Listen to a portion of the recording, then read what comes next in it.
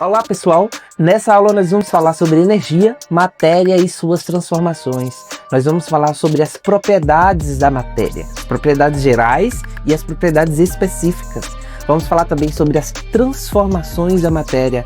São as transformações físicas, as mudanças de estado físico, ou as transformações químicas, são as reações químicas.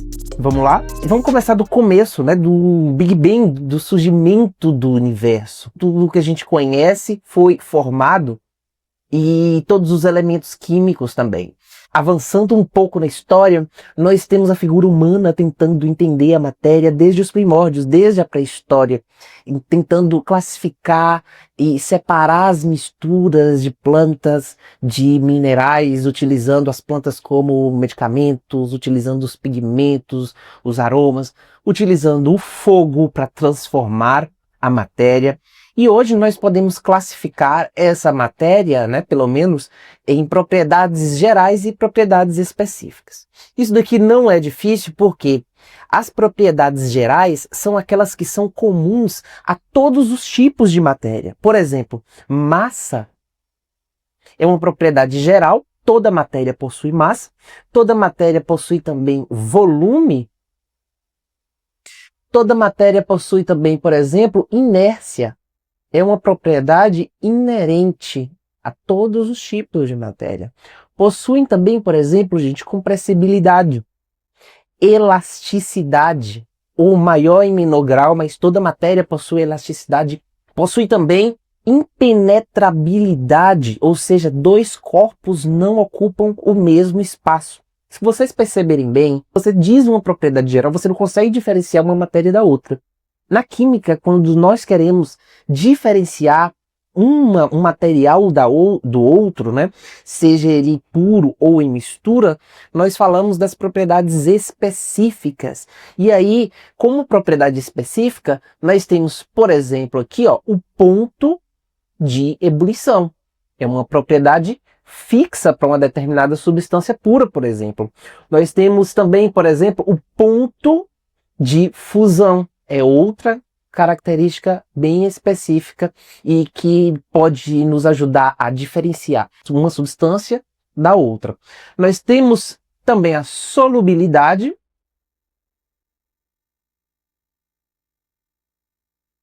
que é inerente a cada tipo de material. Nós temos o odor, é outra característica também que nós podemos utilizar, é outra propriedade específica que serve para diferenciar um material do outro, a densidade da mesma maneira. E nós temos também, por exemplo, a reatividade, que é quando nós dizemos se um composto ele pode ser inflamável ou não. A condição e a chance dele reagir com um outro composto. Então essas são propriedades específicas que servem para diferenciar uma matéria da outra, enquanto as propriedades gerais são comuns a todos os tipos de matéria. Passamos aqui então pelas transformações da matéria, e essas transformações elas podem ser físicas ou químicas. As transformações físicas são, por exemplo, as mudanças de estado físico. E no caso do exemplo da água, nós temos aqui da passagem do estado líquido para o estado gasoso, nós temos a vaporização. Na mudança do estado sólido para o estado líquido, nós temos a fusão. E se eu tenho do estado líquido para o estado sólido, eu tenho a solidificação. Interessante notar que nas transformações físicas, a matéria, aquela substância, ela continua sendo a mesma coisa, como no caso da água, que ora pode estar como gelo, ora pode estar líquida e ora pode estar em vapor, mas não vai deixar de ser água. Então, no estado sólido, a olho nu, nós podemos perceber que essa matéria ela vai conservar o volume e o formato. Se a água, por exemplo, no estado sólido está em cubos, ela vai continuar em cubos independente do recipiente que você a coloque. Ela vai se manter com o mesmo volume.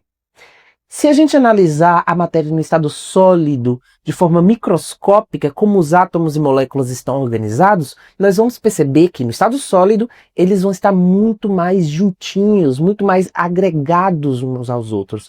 E por isso nós chamamos de fase de agregação. Se essa água, essa matéria está no estado líquido, nós vamos perceber que macroscopicamente, a olho nu, ela vai manter o mesmo volume, mas ela vai conseguir adquirir a forma do recipiente. Então a forma vai ser variável. Se o recipiente tiver um fundo redondo, então provavelmente vai assumir o formato redondo. Se o recipiente tiver um fundo quadrado, vai assumir a forma do recipiente também. Se a gente analisar microscopicamente o estado líquido, nós vamos ver que essas moléculas, elas estão um pouco mais afastadas, elas estão um pouco mais fluidas, em um movimento maior. Por isso, a água ou qualquer outro líquido consegue escorrer, consegue escoar. Já no estado gasoso, nós podemos perceber que, macroscopicamente, a matéria vai ter tanto volume quanto formato variável. No estado gasoso, a matéria vai conseguir ocupar o volume do recipiente e o formato de todo o recipiente onde ela está. Se a gente analisar microscopicamente o estado gasoso, nós vamos ver essas moléculas bem afastadas umas das outras e com um grande movimento entre si. Quero lembrar também que, no caso do estado gasoso, aqui da passagem do estado líquido para o estado gasoso, na vaporização, nós podemos ter ainda 3 tipos de vaporização, que é evaporação,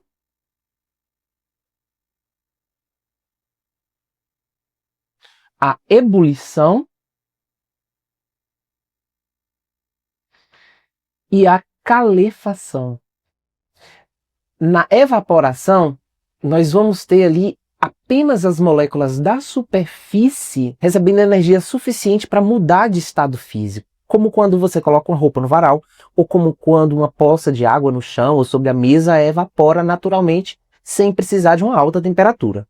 No caso da ebulição, nós vamos ter a água ou a matéria atingindo o ponto de ebulição, que é quando todas essas moléculas desse sistema, dessa matéria, elas estão em energia suficiente para mudar de estado físico, e elas estão todas ao mesmo tempo com essa energia suficiente. Então essa mudança de estado físico é vigorosa. Por exemplo, na água, quando a água ferve, entra em ebulição, há a formação de várias bolhas de gás, de água gasosa, que são formadas do fundo e partem até a superfície. Na calefação, nós também temos a transformação do estado líquido para o estado gasoso, só que de uma forma muito rápida, quase instantânea, como quando uma gotinha de água cai sobre uma superfície muito quente de uma chapa, de uma panela, e ela se vaporiza quase que instantaneamente.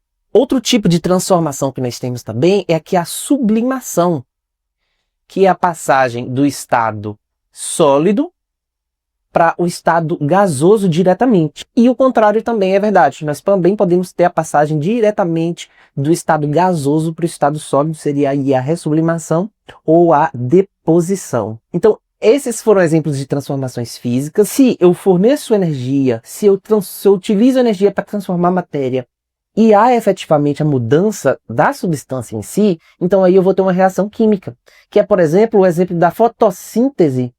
Na fotossíntese, eu tenho a transformação ali do gás carbônico em oxigênio e açúcar para uso da planta. Então, houve uma quebra e formação de ligação ali entre as moléculas, entre os átomos. Houve uma recombinação dessas ligações, houve uma reação química. A matéria ela se transformou. Como, por exemplo, também na combustão. Na combustão eu tenho a formação de cinzas, eu tenho a formação de calor, de luz, eu tenho a formação de gases, e eu não posso voltar até a matéria inicialmente. Como um papel queimado, uma madeira queimada, eu não posso reunir todos os produtos dessa reação química e transformar em madeira ou em papel novamente. Assim nós temos também a decomposição dos alimentos. A decomposição também é um exemplo de reação química, onde a gente não consegue ter novamente aquela matéria como ela era antes. Então, um forte indício de uma reação química, muitas vezes, é que a reversão ela é impossível ou muito difícil. E é justamente essa troca de energia que a química se ocupa a entender, a estudar. A química é essa ciência que vem evoluindo cada vez mais e que é, sem dúvida, muito importante para a nossa vida moderna, para a manutenção e evolução de todos os recursos que a gente tem hoje. Como, por exemplo, na medicina, onde nós temos aí a presença e a importância da química nos medicamentos, na biologia molecular, no tratamento de doenças cada vez mais avançados. Na geração de energia, seja na energia nuclear, seja na energia química, nas matrizes energéticas que utilizam combustíveis e biocombustíveis, por exemplo, na química de alimentos, onde nós temos aí o beneficiamento de carne, o beneficiamento vegetal para a utilização de alimentos, como maneira de garantir um alto valor nutricional.